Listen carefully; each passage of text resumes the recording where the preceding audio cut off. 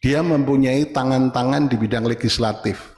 Dia mempunyai tangan-tangan di bidang eksekutif, sekaligus juga dia mempunyai tangan-tangan di bidang yudikatif. Saya sebetulnya datang ke sini agak malu, kenapa saya pakai baju hitam? Karena saya sebagai hakim Mahkamah Konstitusi sedang berkabung. Karena di Mahkamah Konstitusi baru saja terjadi prahara. Saya ingin tanyakan ke Pak Bob, ketika hal tersebut baru saja kita lihat ya, Hakim Arief Hidayat menyampaikan sesuatu yang ini juga bisa diduga menambah pertempuran polarisasi opini di masyarakat. Kenapa Anda tidak turut melaporkan Hakim Arief, hanya melaporkan Hakim Saldi Isra saja, Pak Bob? Ya itu tadi dipicu oleh picuan daripada pernyataan dalam dissenting opinion, sekali lagi ya, bahwa dissenting opinion yang disampaikan oleh beliau itu lebih kepada di luar daripada pokok perkara, lebih kepada masuk ke dalam alam politik ya. Maka oleh karena itu saya mau menyampaikan bahwa ada pernyataan di mana ada memegang kekuasaan legislatif, ada memegang kekuasaan yudikatif dan seterusnya. Saya hanya ingin masuk ke dalam klaster Mahkamah Konstitusi. Bahwa Mahkamah Konstitusi itu pokok perkaranya adalah PUU ya, yaitu pengujian undang-undang. Undang-undang yang diuji oleh Mahkamah Konstitusi itu adalah tentang batas usia minimal 40 tahun. Ya, dan itu pun akhirnya dikabulkan, bukan akhirnya menjadi 36 tahun atau 35 tahun, tetapi pernah pengalaman ya. Nah, hal ini tentu sudah masuk kepada pokok perkara. Maka sekali lagi ketika sudah masuk kepada ranah MK, Profesor Jimmy Asidikli tadi menyampaikan kepada kami bahwa ini nanti tentunya ada sanksi ya. Jadi kita jangan sampai terus terpengaruh masuk ke dalam alam politik. Ya memang kebetulan bahwa Pak Anwar Usman adalah sebagai keluarganya Pak Joko Widodo, karena boleh dikatakan sebagai yang akhirnya keluarlah itu pernyataan Mahkamah Keluarga dan sebagainya. Tapi sekali lagi dissenting opinion itu, ungkapan itu memicu ya, menyatakan bahwa termasuk juga di dalamnya adalah pernyataan bahwa seseorang ini menguasai yudikatif, menguasai dan sebagainya. Itu yang saya bisa sampaikan. Saya ingin minta pendapat Mbak Bivitri terkait apa yang disampaikan oleh tadi Hakim Konstitusi Arief Hidayat. Ada yang punya tangan di legislatif, punya tangan di eksekutif, punya tangan di yudikatif. Betulkah Mbak Bivitri, realita yang Anda baca, yang Anda lihat seperti itu? Kalau soal tangan-tangan itu kan, makanya ini unik ya. Kalau soal tangan-tangan tadi kan yang berbicara Pak Arief Hidayat. Dan kalau misalnya kita mau bandingkan, Pak Arief Hidayat juga yang mengungkapkan soal ada tanggalnya ketika permohonan nomor 90 itu dicabut oleh pemohon, kemudian dimasukkan lagi dan diproses. Itu Pak Arief Hidayat. Tapi saya nggak mau membenturkan dua hakim itu. Menurut saya keempat hakim yang memberikan pendapat berbeda itu tetap masuk kepada substansi perkaranya. Karena yang mereka kritik adalah bagaimana legal reasoning atau pertimbangan hukum hakim untuk 7 perkara yang sebenarnya objeknya sama, mengapa pendapatnya bisa berbeda antara 3 perkara yang awal dengan perkara yang belakangan.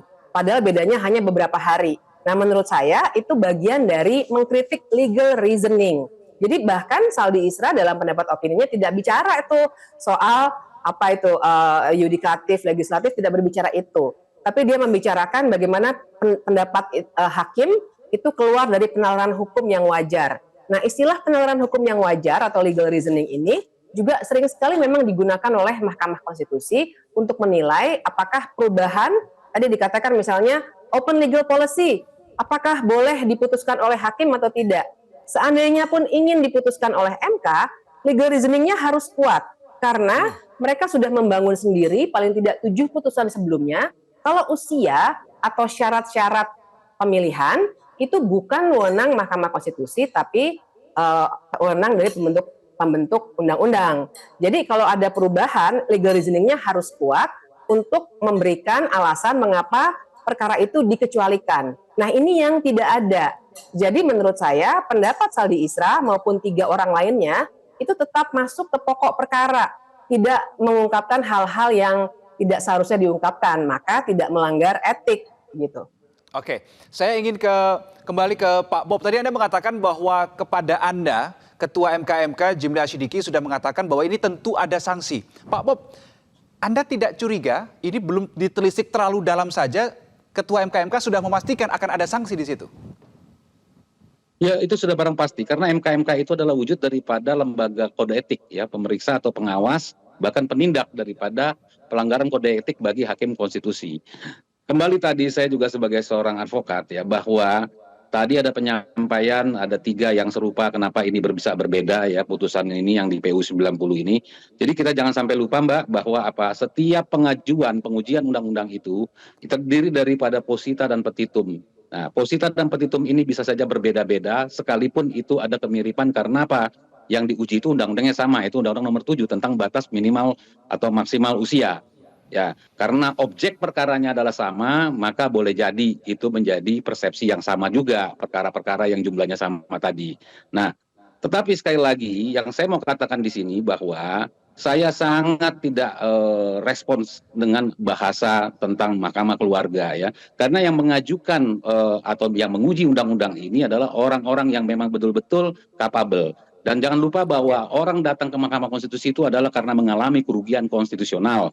Ya, sehingga kita saat ini memberikan kesempatan kepada para pemuda ya, yang baik dia itu berpengalaman di DPR, berpengalaman dari jadi pemimpin daerah dan sebagainya.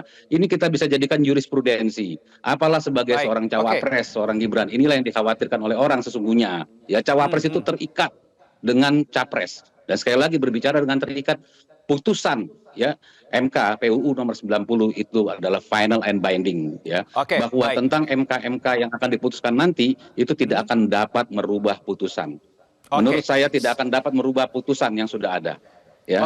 Saya terakhir ingin kembali ke Mbak Bivitri bahwa ini ada suatu rentetan fakta yang kita tidak tahu apakah ini juga by design atau secara tidak sengaja, saya tidak tahu, tapi ini faktanya. Anwar Usman adalah ipar dari Presiden Joko Widodo. Kemudian Gibran, putra sulung Jokowi, menjadi cawapres Prabowo Subianto. Kemudian Ketua MK Jimli Asidiki kita tahu Mei 2023 mendukung Pak Prabowo. Mbak Bivitri, akankah hasil putusan MK ini Anda pastikan, Anda yakini akan 100% akurat, independen? Ini sudah agak jauh Mas Reno ini. Kalau seperti itu. Pak Bob, saya tanya kepada Mbak Bivitri. Ditahan dulu Pak Bob. Silakan Mbak Bivitri. Kalau saya sih tidak ingin menduga-duga dari sekarang. Saya ingin memberikan benefit of the doubt kepada 3 orang ini. Karena kita harus melihat dulu prosesnya. Tapi tentu saja kritik dan catatan tetap harus diberikan. Karena MK ini memang kalau saya sering istilahkan ini adalah the best that we can get now. Walaupun jauh dari ideal. Karena idealnya memang harusnya independen, tidak dilantik oleh Ketua MK sendiri, dan lain sebagainya. Tapi baiklah, cara ini kami tempuh. Nah, tapi saya ingin mengomentari sedikit tuh soal saya ingin mengingatkan supaya publik juga paham bahwa kode etiknya itu memang tidak bilang hubungan keluarga itu harus terjadi antara hakim dengan pemohon. Tidak. Silakan baca, ada di peraturan Mahkamah Konstitusinya, bisa di-download. Dan ada Undang-Undang Kekuasaan Kehakiman pasal 17 bisa dibaca. Benturan kepentingan itu bisa terjadi antara hakim dengan orang yang mempunyai kepentingan langsung terhadap perkara. Nah, nama Gibran itu ada dalam permohonan. Bisa dibaca di poin 9 permohonan. Nah, jadi dari situ sebenarnya sudah tergambar. Kalau masalah apakah putusan ini akan mempengaruhi putusan MK akan mempengaruhi putusan, kita semua tahu tentu tidak akan. Tapi kami sendiri juga karena mempelajari bahwa yang masalah dengan putusan ini adalah putusan ini merusak marwah MK, merusak legitimasi MK. Seperti yang tadi Mas Reno katakan, publik sudah bisa melihat dengan mata telanjang. Sehingga MK harus memberikan kejelasan yang sejelas-jelasnya. Kalau tidak, nanti MK tidak dipercaya oleh publik, sehingga nanti yang kita khawatirkan masih ada sengketa hasil pilpres yang akan harus diselesaikan oleh MK. Kalau MK tidak punya kepercayaan publik lagi, Mas Reno, saya khawatir bisa terjadi hal-hal yang tidak kita inginkan karena konflik sosial tidak diselesaikan dengan baik oleh lembaga hukum. Jadi ini persoalan sistemik yang harus kita perbaiki. Oke, baik. Karena waktu kita terbatas, saya sudahi waktu diskusi kita pada malam hari ini. Mbak Bivitri dan Pak Bob, terima kasih untuk waktunya. Kita berharap ada waktu lain, kesempatan lain untuk kita berdiskusi. Selamat malam.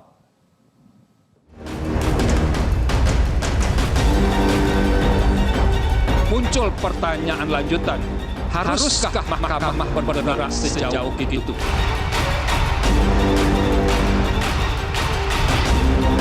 Ya, itu kan proses demokrasi di bidang hukum. Ya, kita hormati semua proses itu. Saya sebagai hakim Mahkamah Konstitusi sedang berkabung karena di Mahkamah Konstitusi baru saja terjadi prahara. Kemudian selain dia menguasai, mempunyai tangan-tangan di eksekutif, legislatif, yudikatif, dia juga mempunyai partai politik. Terkadang bisa dibeli juga, bisa direkayasa saja. Kamu yang jadi, kamu yang jadi. Independensi itu nggak usah diomongin, dikerjain aja. Nanti dinilai kalau sudah diputus. Sumpah saya laki-laki memegang teguh amanah dalam konstitusi dan dasar.